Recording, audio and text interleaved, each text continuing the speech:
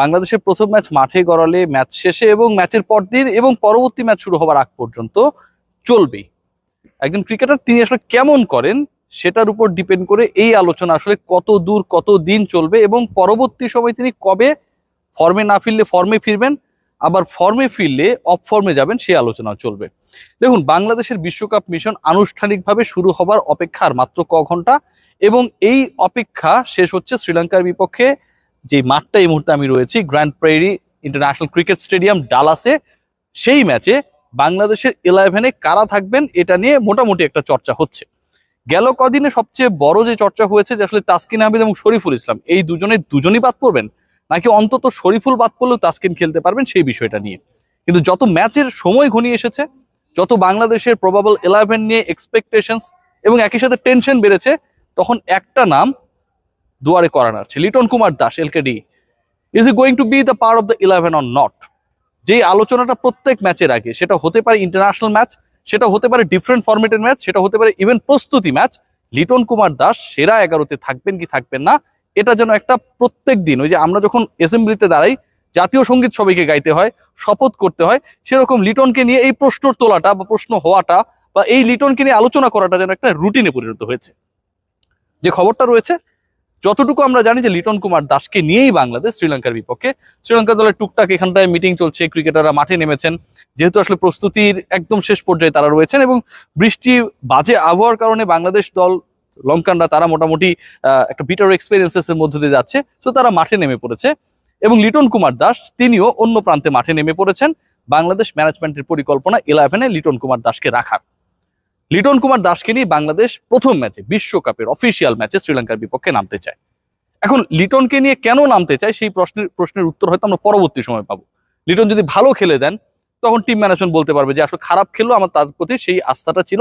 সৌম্য সরকারের বেলায় নিউজিল্যান্ড সফরে তাকে নেয়া নিয়ে যে আস্থা ছিল, 169 মারার পর মোটামুটি সেই আলোচনাটা কিছুটা হলো চুপ হয়ে গিয়েছিল। এরপর সৌম্য সরকার আবারও অধারাবাহিক হয়েছেন। দ্বিতীয় ব্যাপার যেটা, সেটা হচ্ছে লিটন কুমার দাস অন্যদের তুলনায়, অন্য বিকল্প যারা তার থেকে বেশি আস্থা জাগিয়েছে হয়তো ম্যানেজমেন্টের কাছে, কোচিং স্টাফের কাছে। সো লিটনকে নিয়ে খুব বড় মিরাকেল না ঘটলে, উপর লেভেল থেকে টপ লেভেল থেকে যদি কোনো ধরনের নতুন ডিসিশন আসলে এখানটায় আবর্তিত না হয়, তাহলে লিটন কুমার দাসের থাকা নিয়ে খুব বেশি সংশয় নাই। 11 থেকে তাহলে বাদ পড়বেন কেমন? লিটনকে জায়গা দেওয়া মানে তো কেউ না কেউ বাদ পড়বেন। সৌম্য সরকার বাদ পড়ছেন নাকি তানজিদ হাসান তামিমকে ড্রপ করার পরিকল্পনা করা হচ্ছে, নাকি অন্য কেউ? আভাস যা লিটন, সৌম্য, তামিম তিনজনই খেলবেন এবং ব্যাটিং অর্ডার যেভাবে হতে যাচ্ছে সেটাও আসলে একটা আলোচনার বিষয়। দেখুন, লিটন খেললে লিটন ওয়ান ডাউনে এখন পর্যন্ত যে পরিকল্পনা সেই জায়গাটায় তিনি খেলবেন এবং তানজিদ তামিম এবং সৌম্য সরকার তারা দুজন ওপেন করবেন। ইউএস এর বিপক্ষে থার্ড ম্যাচে আমরা কিন্তু একটা ভালো ফ্লো পেয়েছিলাম এই দুই ব্যাটারের পক্ষ থেকে, অন্তত টপ অর্ডারে।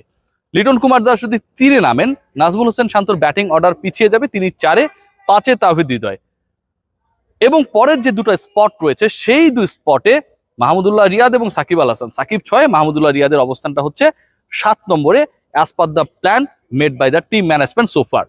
এই পরিকল্পনায় পরিবর্তন আসতে পারে, কারণ বাংলাদেশের সবকিছু শেষ মুহূর্তে হয়। ক্রিকেট দল কোথায় প্র্যাকটিস করবে সবকিছু জানার পর এমন একটা সময় আমরা জানতে পারি, এরকম ঘটনা ঘটেছে। এটা আসলে কাউকে দায়ী করার সুযোগ নেই, হয়তো সিচুয়েশনটা এরকমটা ছিল। দলকে 30 থেকে 40 মাইল, কিলোমিটার না, দূরে কোন একটা ভেন্যুতে পাঠানো হয়েছে বা বাংলাদেশ দল আসলে প্র্যাকটিস ফ্যাসিলিটিস না পেয়ে সেখানটায় যেতে বাধ্য হয়েছে। সো অনেক ঘটনা ঘটে একদম এন্ড অফ দ্য মোমেন্টে। সেই এন্ড অফ দ্য মোমেন্টের সেই যদি নাটকীয়তা না হয়, আমাদের কাছে যে বিষয়গুলো বারবার আসলে টিম ম্যানেজমেন্টের পক্ষ থেকে দেওয়া হয় সেরকম ঘটনা না হয়, তাহলে এরকমই হতে যাচ্ছে বাংলাদেশের ব্যাটিং অর্ডার। পরের থাকে আরো 4টা স্পট, সেই 4 স্পটে আসলে সবচেয়ে বেশি পছন্দের বোলার বা সবচেয়ে বেশি পছন্দের নামগুলো কারা? দেখুন, রিশাদের খেলা নিয়ে খুব বেশি সংশয় বা সন্দেহ নেই।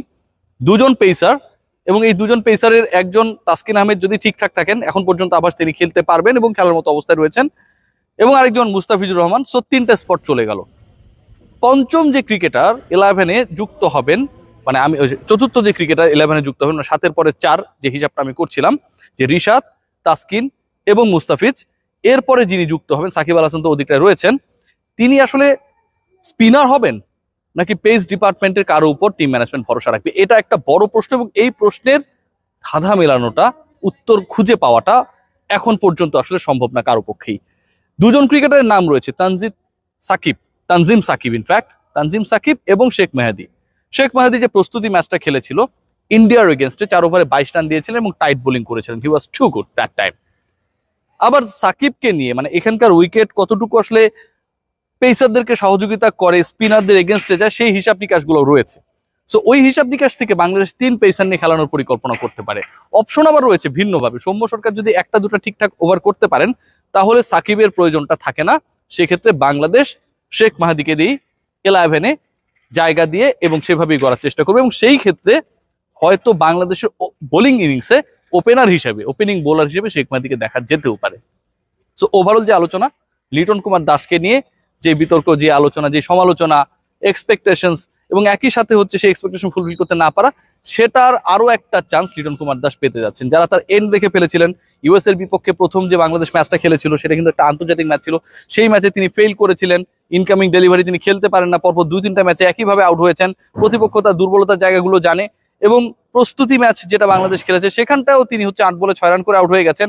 কোনোভাবেই লিটন কুমার দাসকে ব্যাক করার বা খেলানোর লজিক্যাল কোনো কারণ নেই বা সুযোগ নেই, কিন্তু team management they are in his favour. Liton Kumar Das খেলার কারণে ফাইনালি বাদ পড়তে হচ্ছে এখন পর্যন্ত যা খবর জাকির আলী অনিককে।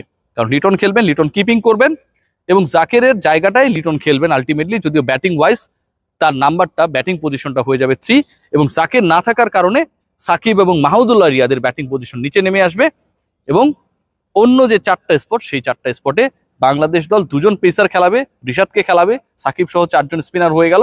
অন্য নামটা কি হবে সেই প্রশ্নের উত্তর এখনো মিলছে না, এবং সেই জায়গায় একটা বড় কম্পিটিশন, ভাবনা চিন্তা যাদের নিয়ে, তাদের একজন তানজিম সাকিব এবং অপরজন শেখ মাহাদি। আমার কাছে কেন যেন মনে হয়, to be very honest, Sheikh মাহাদির চান্সটা অনেক বেশি। সবাই ভালো থাকবেন, টেক গ্রেট কেয়ার।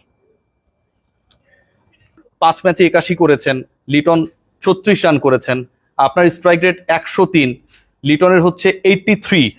তারপরেও আপনারা lucky to be the part of the team, কিন্তু একজন হাইয়েস্ট উইকেট নেবার পরেও এবং কম্পিটিটর থাকার কারণে সাইফুদ্দিন বাদ পড়ে গেল। এখানটায় কি কিছুটা সে আনলাকি কিনা, এবং আপনাদের কোনো কম্পিটিটর নেই দেখে আপনারা টিকে আছেন, এই ব্যাপারটা এরকম কিনা? আমার কাছে যেটা মনে হয় যে আপনি ব্যাটসম্যান এবং বোলার যদি একসাথে সবার সাথে সবার কম্পেয়ার করতে চান তাহলে